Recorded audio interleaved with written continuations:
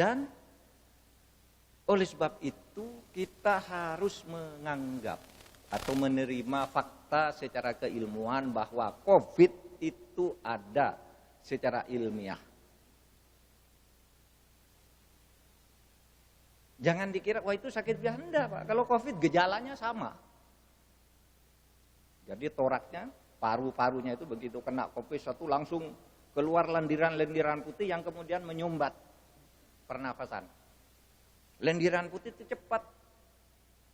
Oleh sebab itu kalau kena COVID itu biasanya hari ini kena, yang sangat kritis itu hari ke-5, ke-6, ke-7. Kalau sudah ke-8 mungkin bisa disembuhkan itu pelan-pelan. Meskipun perlu waktu lama juga. Nah, oleh sebab itu saya gembira. Kemarin ada hasil Bahthul Masail. Bahthul Masail NU Probolinggo. Saya hadir di forum seperti ini di Probolinggo kemarin. Ya. Hasil Bahthul Masailnya itu menyatakan bahwa berdasar bahasan keagamaan, COVID itu ada. Nanti hadis-hadisnya silahkan minta ke Probolinggo. Tetapi yang terpenting bahwa ada, karena secara ilmiah Bahthul Masail pun enggak macam-macam, didatangkan dokter, didatangkan ahli epidemiologi untuk membahas ini apa, penyakitnya apa. Hasilnya itu COVID itu ada sehingga disebutkan adanya 2 ikhtiar. Pertama, ikhtiar lahir, ikhtiar dohir.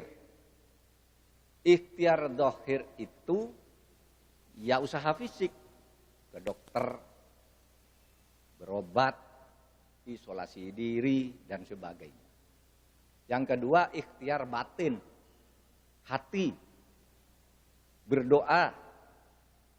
Nah, ikhtiar lahirnya itu, COVID itu, mohon para kiai, saya sangat berharap ini bisa disampaikan pengertian ini bukan hanya kepada santri, tetapi kepada masyarakat di sekitar pesantren. Karena kiai yang didengarkan, kalau dokter, itu saya bawa dokter gitu, bawa COVID itu begitu, mereka sering tidak percaya. Kalau kiai bilang ya hati-hati penyakit benar. Orang Madura tuh takutnya pada kiai.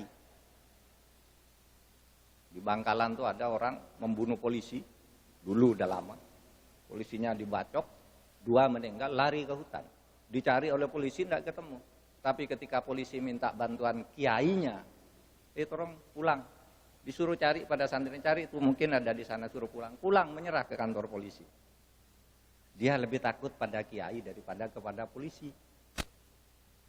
Nah, oleh sebab itu para kiai ini penting untuk memberi pengertian. Usaha dohir. Usaha dohirnya itu apa? Usaha dohirnya ada 2. 1 mencegah.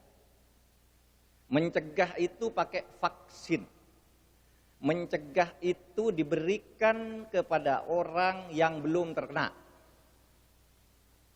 Yang kedua, mengobati. Mengobati itu ya pakai obat, pakai terapi. Vaksin itu mencegah. Kalau saudara bapak divaksin gitu, corona tidak bakal masuk. Teorinya secara ilmu. Udah kemana aja udah corona mati. Kayak cacar dulu kita waktu kecil dicacar kan, tidak kena. Sampai meninggal tidak akan pernah kena lagi cacar kita kalau sudah pernah kena suntikan cacar. Dulu waktu saya kecil penyakit cacar sedang mewabah di Indonesia. Semua orang dicacar.